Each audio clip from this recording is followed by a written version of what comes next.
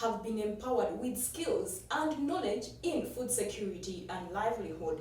Non-government organizations like RISE have really done tremendous work in transforming the lives of both host and refugees community in West Nile region. Now welcome to Nilecast News Live at 7 p.m. My name is Mercy Daru, the anchor for tonight, and we are already winding up the month of March. Expect that story in our Nilecast News edition and more, but first the headlines. In the headlines tonight, over 700 women empowered in food security and livelihood skills. Stakeholders under education sector urge schools to embrace debate.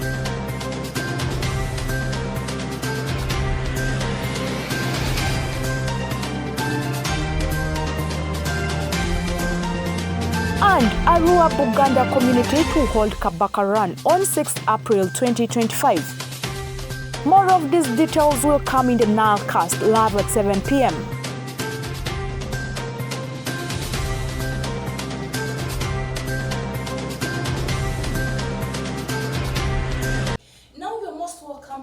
Nilecast News edition, and we are beginning it straight in Terego district, where over 700 women in Odupi sub-county, Terego district, have been empowered with skills and knowledge in food security and livelihood.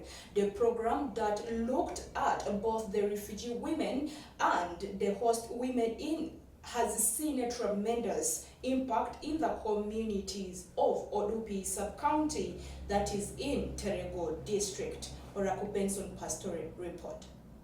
Over 700 beneficiaries of a livelihood and food security program implemented by Rice West Nile in Odupi sub-county in Terego district was success as many households register transformation in the community.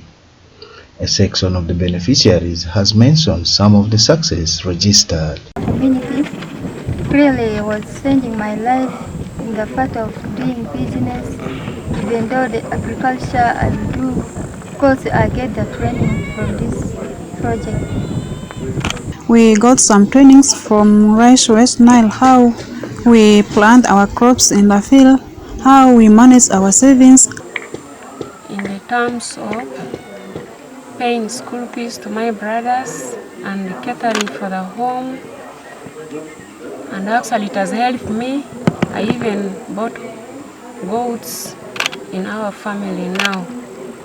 Margaret Dawa from Awizi Group testified that through the project trainings, she is being involved in the clan meetings in relation to property use and access. We have the rights to talk even together with our boss. Even in the clan there, they used to call us for such issues, especially the one of land. They have given us the privilege. According to David Adako, the Community Development Officer for Odupi Sub-County, he thanked Rice West Nile for her efforts to promote livelihood and fight poverty. In our community setting, many of the women were not aware, they were not informed of their rights. But through this project, women are able to know their rights in relation to the property ownership, and they are able to, it also empowers them. Adaku, however, stressed that his office and the district have put in place an ordinance to protect and educate the community over the rights of women. The women have been sensitized in regard to the land ownership and the rights and the inheritance of property. So the district, in partnership with the sub-county, has come up with these ordinances in relation to food security, land rights, and other aspects. Meanwhile, Charles Safayola, the project manager, says despite the daily challenges in life, these communities have become food secure compared to the past years, while Habatanyama, the male officer of the project, confirms that the project impacted over 700 households. Amidst the challenges that the individual groups are facing, they have become food secure. You will find that there is still something that each member has to eat. They can even, without the food aid or cash aid, they can still do in the refugee settlement. Over the 3 years, the project reached a total of 735 participants in equal proportion between the refugee and host communities. And the main objective of the project is to promote food security and economic empowerment among the project participants. The Food Security and Livelihood Project is a 3-year project targeting about 735 beneficiaries, and the project was funded by the Mennonite Central Committee. The project was implemented in Odupi Sub-County for the host and Imvepi refugee set. Joseph Chura reporting. Welcome back from that story, and moving to Arua City, the different education stakeholders under the Ministry of Education and Sports has urged schools in West Nile region to embrace school debates at both a primary and secondary level so as to build the capacity of the learners in their academics and leadership excellence. This was passed out during the regional annual debate competition at St. Joseph's College, Ombachi. Take a look. Different stakeholders and the Ministry of Education and Sports are asked and encouraged to embrace school debate both at primary and secondary category in order to build the capacity of the learners both in academic and leadership excellency. This message was emphasized during the regional annual debating competition for the secondary schools across West Nile region on 29th of March 2025 at St. Joseph's College Ombachi Senior Secondary School in Arua City, in which the learners have expressed massive talents in debating. Eric Batura, Chief Executive Officer for Teachers Debate Network Uganda, highlights the public on the purpose of organizing and embracing the curriculum. The purpose of this is that we are looking forward to hosting the Mega National Debate Championship at Intare School in Mbarara, which is destined to start from 3rd to 8th of May after closing the term. We expect all schools to converge in Mbarara for a wonderful debate tournament. The theme of the tournament, we are looking at substance abuse. The theme we are debating is the role of the youth in fighting against drug abuse, as well as promoting moral uprightness and encouraging responsible living in homes and schools. And I'm calling upon even the schools that have not embraced today's championship at the St. Joseph's College Ombachi. They just need to reach out to us. We shall give them an opportunity to come to Mbarara and showcase their debating skills. Debate has got a unique potential of transforming this young person into a responsible citizen. Whereas Mbadeyo Lawrence, the coordinator in West Nile region, highlights by saying, since it is part of new curriculum, it shall therefore be an annually rotational activity. Having this debate has been a good thing at the end of the day, in the sense that it's been one of the ones whereby you find that the umbrella organizing this is majorly teacher-oriented, and teachers doing it for the good of the learners. And in the new curriculum, debate is one of the arts that's supposed to be there. And for that case, we don't intend to have this as a one-year thing and only end with regionals. We target that at the end of it all, we shall have this continuing for the years to come. Therefore, different participants across the schools in West Nile region have expressed their concerns and opinions about the brilliant initiative, including visually impaired participants from Varasine Secondary School. If you see in debate, when someone involves himself, he or herself in a debate, he is able to gain confidence in doing each and everything, in public addressing. And debate helps so much to contribute in our studies. Like for instance, when you are in debate, there are some things you learn. And when you learn from there, when you are debating, you cannot easily forget them, and that knowledge you easily apply it in an exam, hence making you to pass highly. The debate is a very vital thing if you engage in it. Right now you see me today standing in front of you is all because of debate. Debate has improved my spoken English, and by it my fluency has been improved.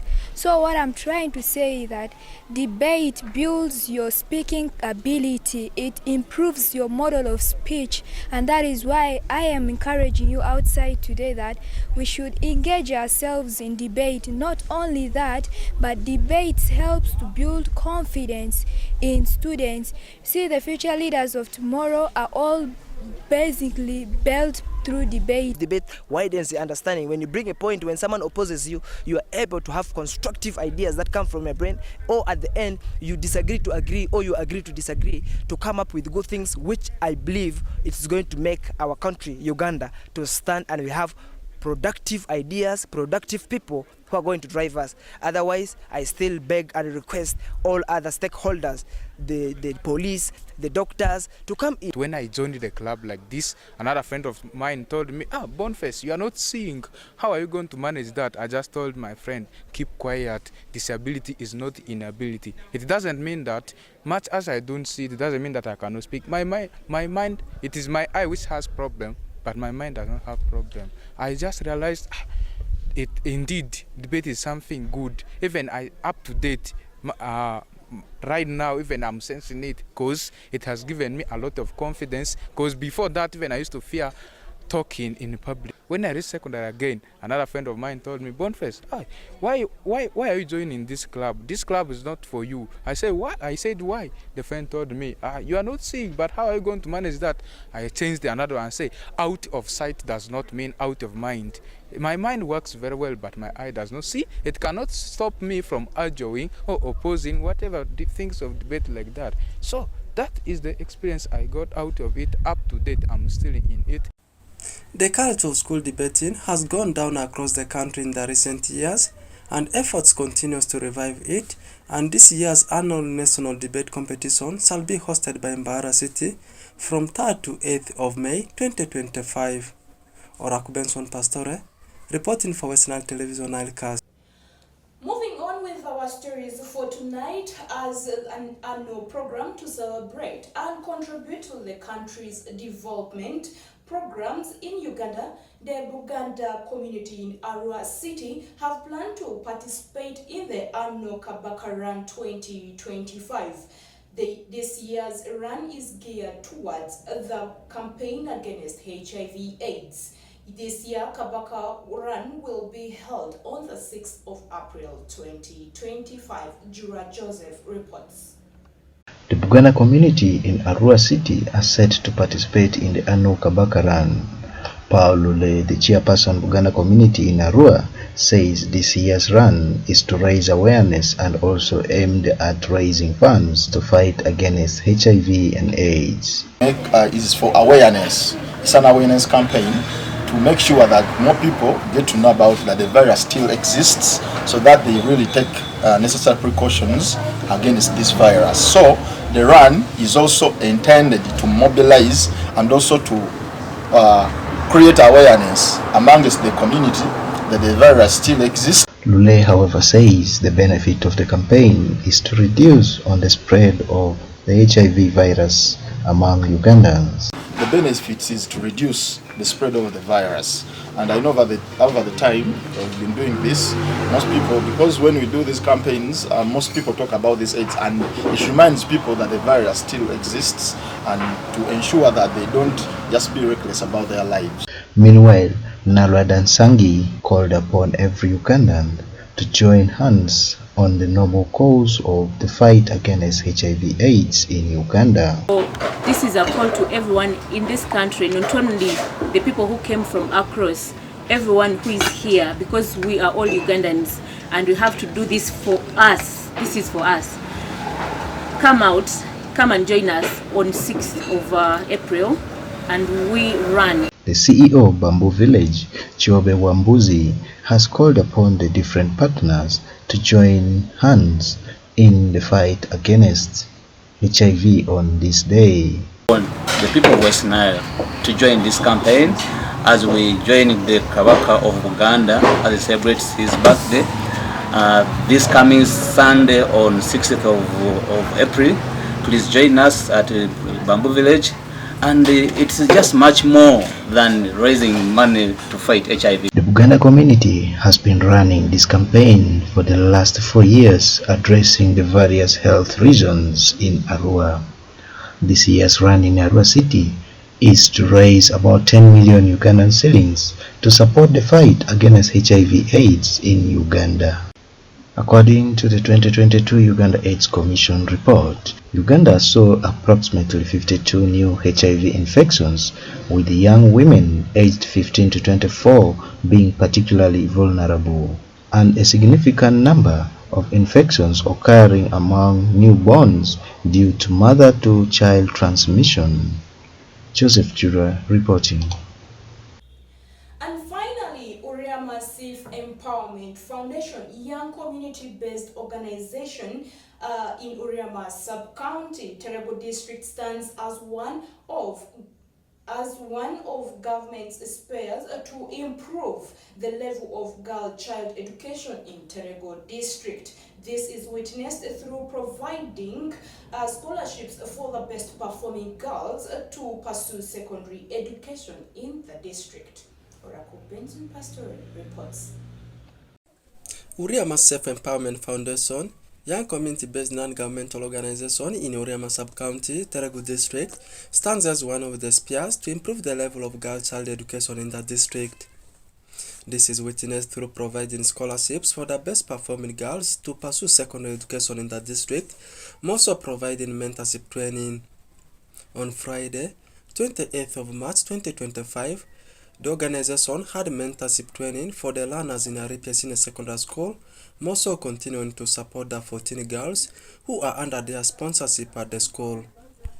Andiku Bosco, Program Development Manager with USEF, highlights the background of the initiative and the thematic areas they handle. USEF is simply a non-governmental organization in Uriama Sub-County, meaning Uriama Self-Empowerment Foundation. This organization is an indigenous NGO registered with the NGO Bureau. Our thematic areas are three. One is a family improvement project, where we train families on creative orientation and mindset change to improve their own household income. Second one is the scholarship program, where we sponsor vulnerable girls in secondary school. We started this program because we found out the rate at which our girls transit to secondary school was very, very low, 7% compared to national average. And our third program is the creative orientation, the mindset change, and the livelihood program. Our people cannot really do things on their own. It is about making people to believe in themselves. We train them, we make them set common values, common vision for the family, and we work with them along the path of that vision. Whereas to Gloria, Regional Coordinator Pan-African Mosquito Control Association, expresses her gratitude to have the program at RPSS and shall rotate across the region. We are very glad that we have actually started with Aripia Secondary School, which is the first secondary school in the West Nile sub-region. But we work across the country, and we are happy to extend this to even other schools, because that's really the agenda. Otherwise, thank you very much. It moved on well, and we think the students will really take it up from there. We've got focal persons who are going to extend it beyond the school to other schools, but the agenda is to move through or across West Nile. Abaru Janet, Assistant Communication Officer for Women Vector Control, says it's necessary to impart and mentor both the girl child and boy child. This mentorship is one of our core areas as women in vector control. We model girls to pick up in sciences. It is basically for women in sciences, but then we felt it's necessary to impart knowledge in the young ones who are out there. We know that most people fear to do sciences, and that the world of today is for scientists. So we're here on behalf of PAMCA to give mentorship to our young ones, both girls and boys, so that tomorrow we have a brighter future, we have good leaders who will stand there, both in science and arts. Aberu Edisa, one of the beneficiaries with the USEF, appreciates the organization for transforming higher education status. My name is Aberu Edisa in Aripia Secondary School. I am in senior 1.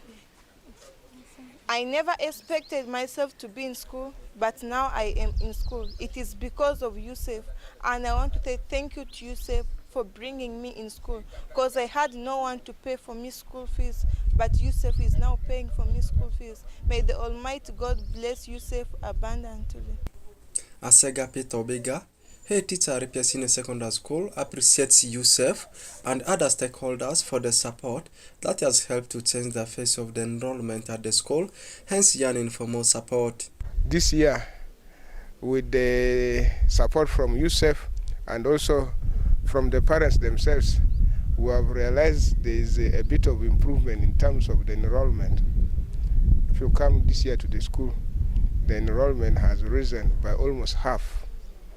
Last year there were around 140, and this year there are 220. The school right now needs a lot of support from both the government, the people around, the politicians, the NGOs, and from everywhere, so that we can be able to deliver the best to the students that are learning here. And the government on its part has been supporting the school in terms of the teachers, infrastructure, and grants to ensure that the school runs. Uriama Self-Empowerment Foundation shall benefit both the girl child and boy child in the district in the near future. Meanwhile, Aripia Senior Secondary School is coming up after the school almost went down in the recent years. Currently, the enrollment at the school stands at 213. Oraku Benson Pastore, reporting for West Nile Television Nilecast. And with that story, we have come to the end of our Nilecast news bulletin for this particular day and evening. And I want to wish you a very, very blessed evening. Continue viewing West Nile TV programs that are run every Monday to Monday. Have a good night.